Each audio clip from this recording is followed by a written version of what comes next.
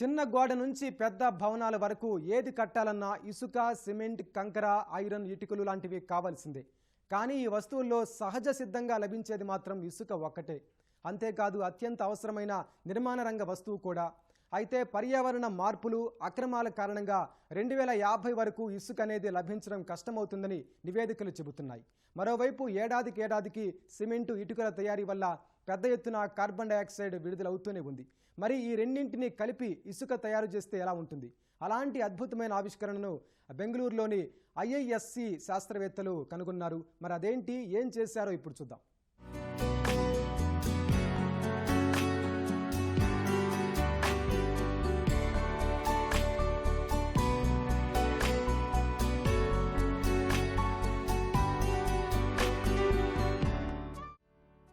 ప్రకృతిలో లభించే సహజ సిద్ధమైన వనరుల్లో ఇసుక ఒకటి. ముఖ్యంగా నిర్మాణ రంగంలో కీలకమైన మెటీరియల్ ఇది.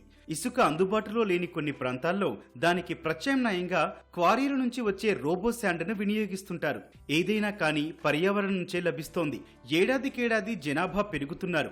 వారి అవసరాలకు అనుగుణంగా ఇళ్లు, మౌలిక సదుపాయాల నిర్మాణాలు కూడా పెద్ద ఎత్తున జరుగుతున్నాయి. దీంతో ఇసుకకు విపరీతమైన డిమాండ్ ఏర్పడింది. వీటితో పాటు నిర్మాణ రంగం కోసం వినియోగించే మెటీరియల్స్ ద్వారా పెద్ద ఎత్తున గాల్లోకి కార్బన్ డయాక్సైడ్ విడుదలవుతుంది. దీనిని అరికట్టడంతో పాటు ఇసుక డిమాండ్కు ప్రత్యామ్నాయం కనిపెట్టాలి. అందులో కీలక ముందడుగు వేశారు IISc శాస్త్రవేత్తలు.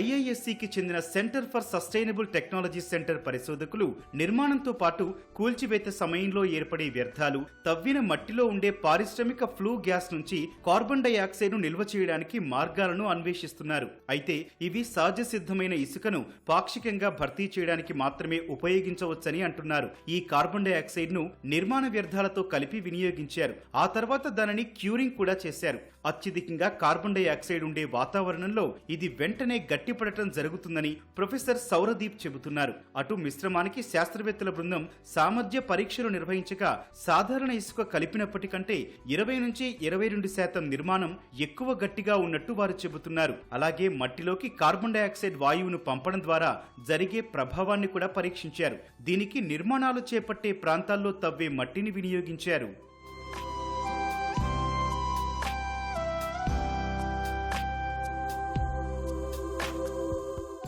ఏడాదికి దేశవ్యాప్తంగా 150 మిలియన్ టన్నుల నిర్మాణ వ్యర్థాలు పోగవుతున్నాయి. ఇందులో కేవలం 1% మాత్రమే రీసైక్లింగ్ అవుతున్నాయి. కనీసం ఈ వ్యర్థాలను పునర్వినియోగం చేయడం ద్వారానైనా కాలుష్యాన్ని తగ్గించాలని పరిశోధకులు భావించారు. అలాగే భారత్లో సిమెంట్, ఇటుక తయారీ పరిశ్రమలు సంవత్సరానికి 200 నుంచి 250 మిలియన్ టన్నుల కార్బన్ డయాక్సైడ్ ను విడుదల చేస్తున్నాయి. వీటి వల్ల భారత్ నెట్ జీరోని చేరడం కష్టంగా మారింది. అయితే నిర్మాణ రంగంలో కార్బన్ డయాక్సైడ్ ఉద్గారాలను తగ్గించడానికి 2 క్లిష్టతరమైన లక్ష్యాలున్నాయి. అందులో ఒకటి కొత్తగా తవ్వకాలను ఆపేయడం, రెండోది కర్బన ఉద్గారాలను విడుదల చేస్తున్న మెటీరియల్స్ ఉత్పత్తిని తగ్గించడమని department of science and technology వారు చెబుతున్నారు. అయితే వీటికి ప్రత్యామ్నాయం రావాలి. అందుకు ఈ పరిశోధనలు ఎంతగానో ఉపయోగపడనున్నాయి.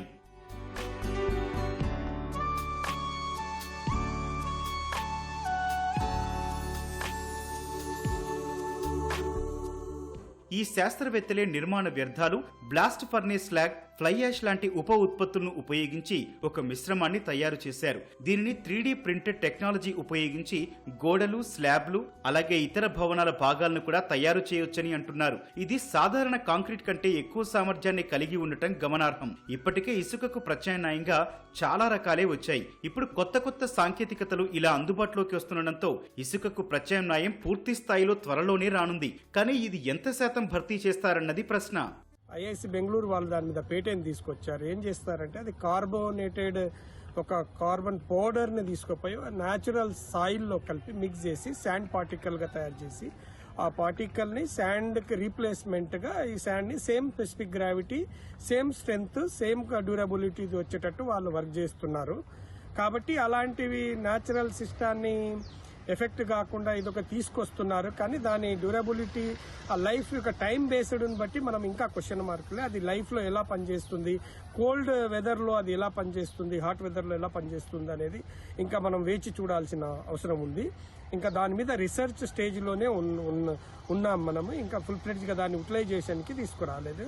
ఇంకా వర్క్ జరుగుతుంది. కాకపోతే same strength, same durability, same specific gravity, same material ఏదైతే శాండ్లో మినరల్స్, కెమికల్స్ ఉన్నాయో అవి సేమ్ తీసుకొచ్చడానికి ప్రయత్నం జరుగుతుంది. ఇప్పుడున్న రోబో శాండ్ లాంటి వాటిని కూడా క్వారీలో నుంచి తీసుకుంటున్నారు. అయితే ఇది కూడా పర్యావరణానికి తీవ్ర విఘాతం కలిగించేది కావడంతో చాలా వరకు ప్రత్యామ్నాయ పరిస్థితులపై దృష్టి సారించడం మొదలైంది. దీనిలో భాగంగానే IISc శాస్త్రవేత్తలు కీలక ముందడుగు వేశారు. ఇటీవల ముంబైలో భవన నిర్మాణాలు, వాటి వ్యర్థాల వల్ల కాలుష్యం పెరుగుతుందని ఒక నివేదిక వచ్చింది. ముంబైయే కాదు, దేశంలోని చాలా ప్రాంతాల్లో నిర్మాణ కార్యక్రమాలతో కాలుష్యం, అలాగే కర్బన ఉద్గారాలు పెరిగిపోతున్నాయి. వీటిని అరికట్టాలంటే మార్గం ఒక్కటే, అదే భర్తీ. భవిష్యత్తులో నిర్మాణ రంగంలో రీసైక్లింగ్ తో పాటు ప్రత్యామ్నాయ వనరులపై ఆధారపడే అవకాశాలను అందిపుచ్చుకోవాలి. లేదంటే భవిష్యత్ కష్టమే.